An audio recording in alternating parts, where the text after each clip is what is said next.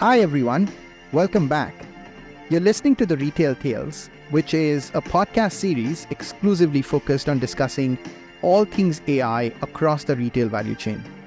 I am Saurabh, and I'm your host for this podcast. For this episode, I'm thrilled to introduce our special guest, Carolyn Pollock, the innovative Chief Marketing Officer of Tailored Brands. She's a marketing veteran with almost 25 years of experience in management and brand building. In her current role, she oversees all consumer marketing efforts at Tailored Brands and is primarily responsible for developing transformative marketing strategies and innovative programs for the company. Ever since she joined the company, she's truly been on a mission to lead their digital transformation journey. Tailored Brands' portfolio includes Men's Warehouse, Joseph A. Bank, K&G Fashion Superstore, and Moore's Clothing for Men in Canada. Under Carolyn's leadership, Tailored Brands has embraced AI in ways that has been transforming the company. She's been playing a pivotal role in driving Tailored Brands' adoption of AI and data-driven strategies to personalize marketing, product recommendations, and the overall customer experience across the company's retail brands. A trendsetter in her own right, a pioneer mind, and a phenomenal leader. Carolyn, welcome to the Retail Tales. Thank you so much. It's nice to be here. Thank you for being on the show. So, Carolyn, in your career, you have been part of some incredible retail and consumer products brands. eBay, Unilever, Labatt Breweries. I'd love to start our conversation with your journey in your own words, from where you started to now in your current role as the CMO. Sure.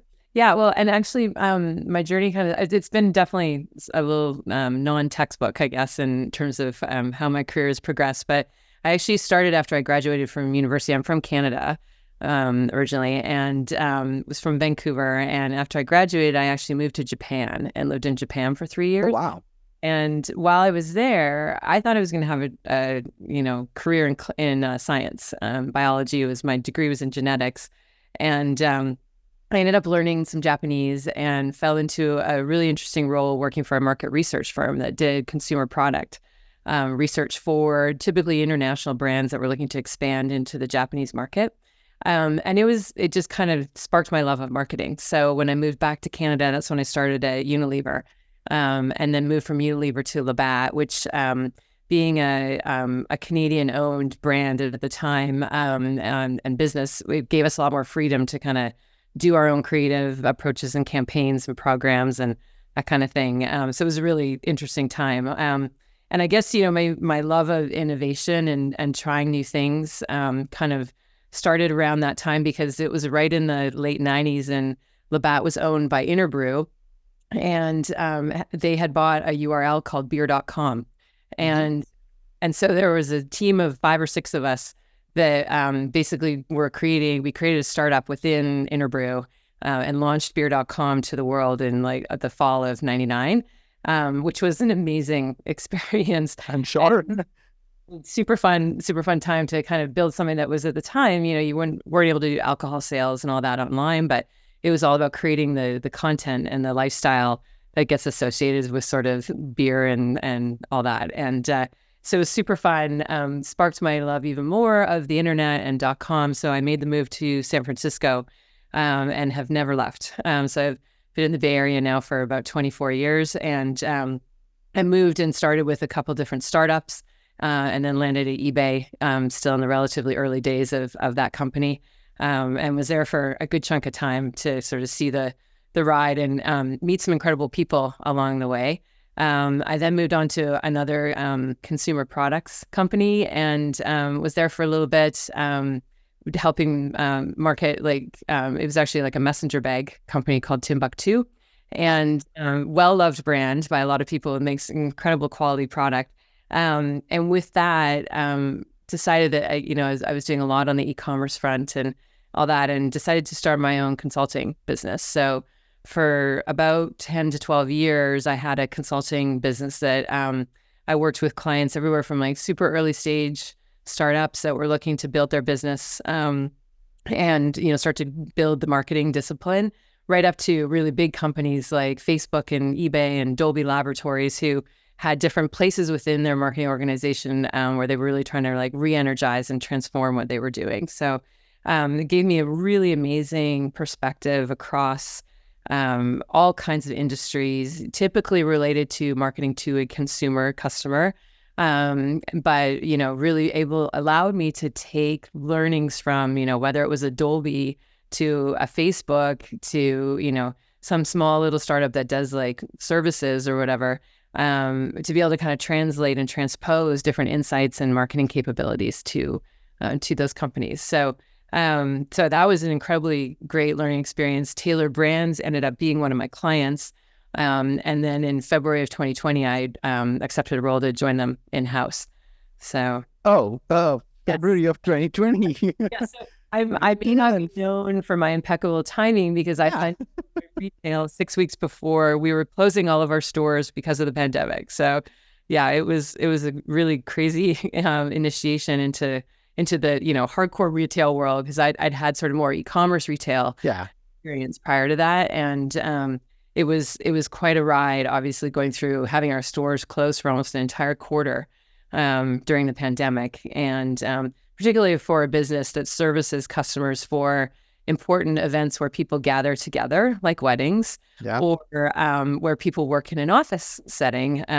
We tend to service menswear customers who are looking to look their best for those different types of occasions and moments, and all that was gone during the pandemic. So for sure, yeah. So beginning to shut down when you were joining. I mean, what a start.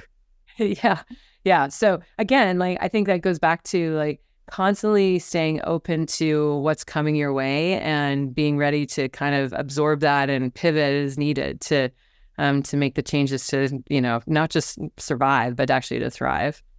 That's amazing. I mean, from genetics to consumer products, then, Japan, and then e-commerce, then, apparel. Impressive journey. Thank you for sharing that, Carolyn.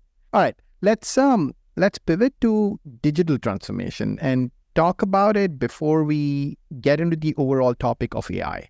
You've had firsthand experience with digital transformation across, grocery, e-commerce, and obviously now apparel subsector. When it comes to the core aspects of digital transformation, what stands out for you across these subsectors? I mean, what are some of the things that are completely common, and then some that are truly unique across these three different subsectors of retail? While I was at eBay, we were doing a bunch of, you think a digital first company, how much digital transformation is needed, but like there totally was transformation needed there as well. More for sort of back-end processes and tools and that kind of thing. But one of the people that I worked with there really instilled in me that sort of triumvirate of people, process, and tools, and how all three of those things really need to work well in concert. And I think that's been completely true for every single digital transformation journey that I've encountered, where, people tend to anchor on the tools aspect and the technology that goes with it. But it's really, those tools only work as well as the process that they're fueling and the people who are operating them. And you've got to really have all three of them working in concert to make it really work. And there have been times, even with Taylor Brands, as we've been going through our transformation, where we've almost tapped the brakes on something because we're like, you know what, like we actually need to fix our process first. Like what we're doing isn't necessarily the right way to go about it. And not that we'll have the ideal process before we get started, but like we've got to make some other fundamental changes to how we're working before we're ready to take on the technology, because otherwise you build these capabilities and you're not actually able to harness them effectively. Either you don't have the in-house knowledge and expertise to handle it, or you don't have the ways of working yet that enable you to really capitalize on them.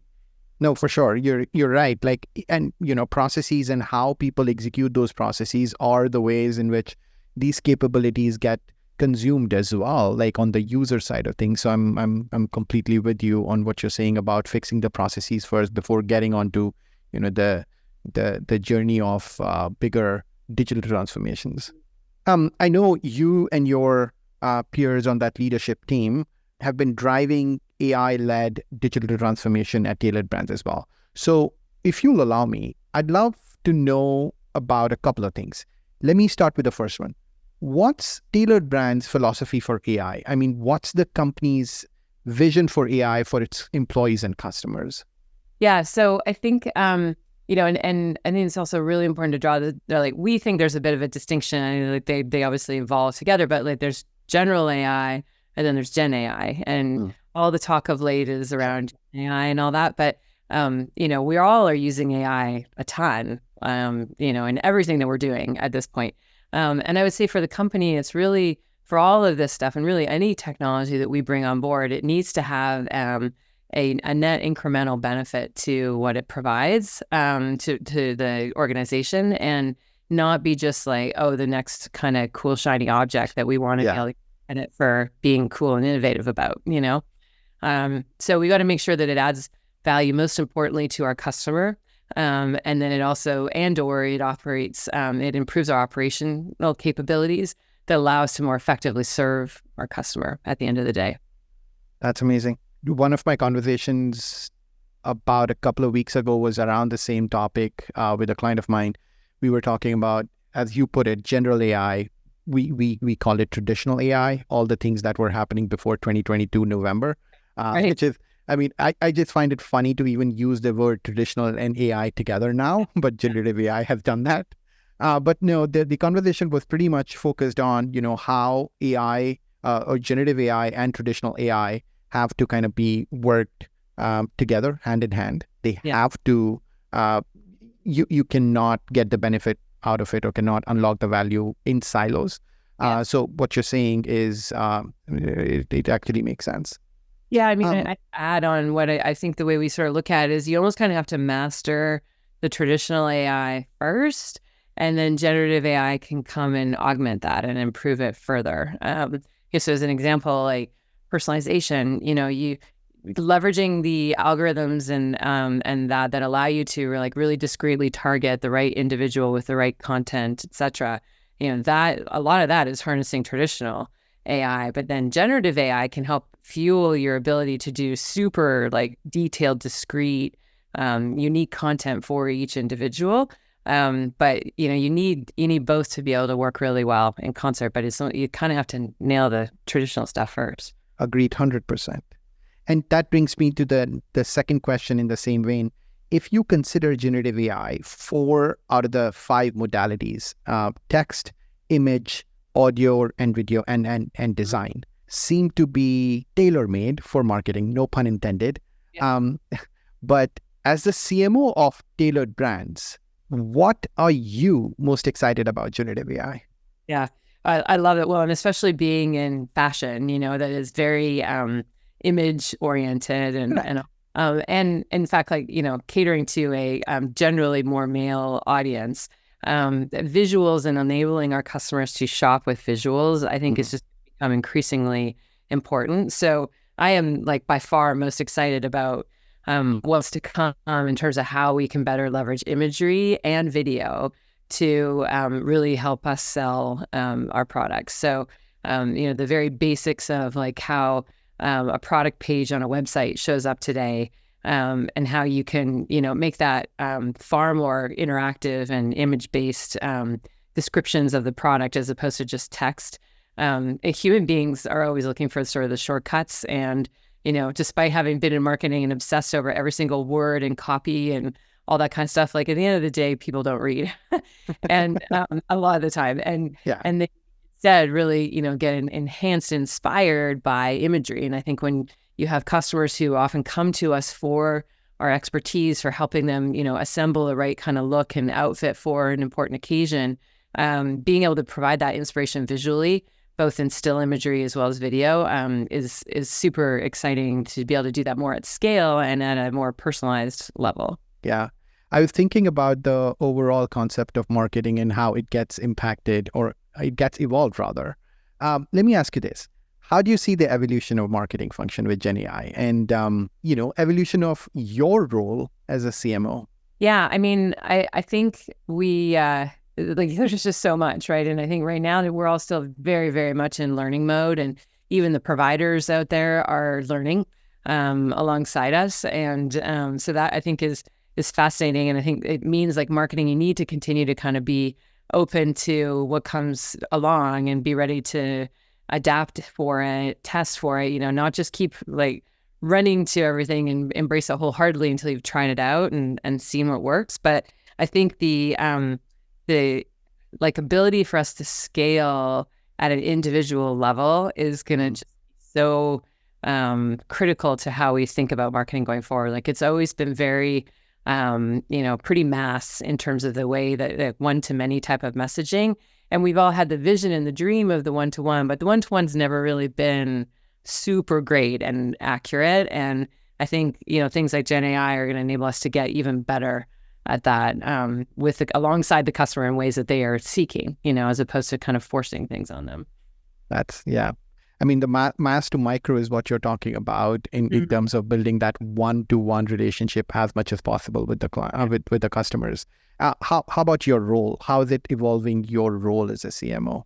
Well, and like there's always all this talk around how the CMO role is constantly changing and all that. And it is. Like, I think you cannot be successful as a CMO anymore if you're not understanding kind of technology and data and how those things fuel into the creative that you're delivering. But what I think is so cool about things like generative AI is that it enables you to harness technology, backed by data, but it like becomes a whole new creative outlet. And so I think like, the overall role of the CMO is you're going to constantly need to be kind of jockeying across all of that. But, maybe over time, we don't need to understand technology quite as much because a lot of that will be sort of solved at a nicer user interface level for us. But the ability to really experiment and try things out on a very small scale before ramping is going to be even more possible, I think. So I think that's super exciting. I think it was NRF when we met, right? Last in person. During that event, I saw so many presenters and so many kind of exhibitors talking about AI and how each of those platforms offer AI. I'm like, have you just included the word AI in your spiel? Oh, I mean, like, and companies are rebranding just to make sure they've got AI in their name and all that. And it's great. But like I was saying at the outset, like we're already using AI in tens of thousands of different ways in our day-to-day personal lives and work lives. And it's helping us be so much better at everything from, how we show products to our customers, to how we price, to how we plan our business. All those things are going to continue to be a big part of it. But it's like the generative piece. But I think it's hard as you wander a place like NRF and you're wandering those halls and you're like trying to like cut through to understand like really what is tangible today versus what is sort of more, painting the dream, Yeah. if you will. And I think really the only way to really get into that is to start trying things, which is kind of what we've been finding ourselves. Yeah, no, that's great. Let me pivot for a couple of minutes on maybe getting your thoughts on the marketing spend bit.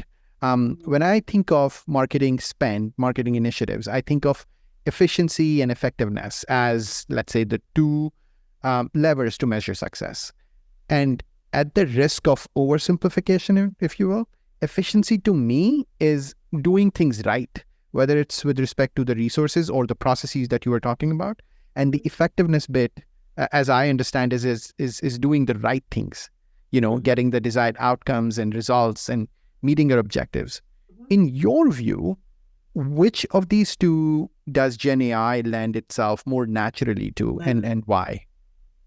That's interesting. Yeah, because I agree with you. Like I look at efficiency as sort of the how, and the effectiveness is more the what, and a little bit of the why. Yeah. I think that GenAI can help across the board. I think it starts first probably with efficiency, enabling you to scale sort of more some of the like rote or repetitive tasks that go with marketing.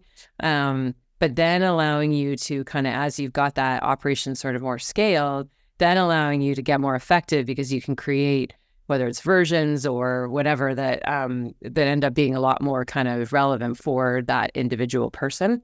So I think we're trying out things on both sides. So I think, and I don't know if it's really going to be an either or. I feel like it's probably going to be both at the end of the day. Be both, yeah. it may not be an or option. It is an and thing here. Well, as much as I'd like to continue picking your brain, Carolyn, we are coming to the close of this episode. Before we wrap, though, any parting advice to your fellow marketers or marketing executives in retail who are either beginning their AI journeys or well on their AI journeys?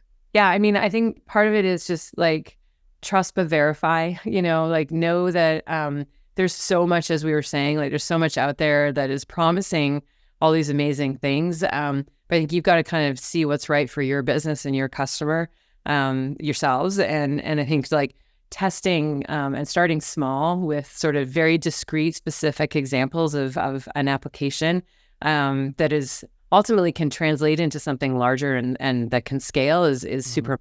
And I think like understanding at the sort of the micro level first what works, and then figuring out how to effectively scale that for the benefit of the customer. That is at least I think how we're starting to try and approach it. And I feel like it's helping us get smarter, but do it in a way that's, really keeping the customer at the front and center of the experience. That was epic. I'm glad that you were able to take out time for the show and share your perspectives with the listeners. It's always a pleasure to talk to you and hear your insights, Carolyn. So thank you. Thank you. For folks who are looking to learn more, please reach out to Carolyn on LinkedIn. Thanks for listening. Here's me, Saurabh, signing off for this episode. If you like the content, don't forget to follow this show and keep learning a thing or two about retail AI. You can follow us on LinkedIn and subscribe to this show on Spotify or Apple. Join me in the next episode of The Retail Tales, a show which is exclusively focused on exploring all things AI across the retail value chain. Until then, stay safe, stay healthy, and stay curious.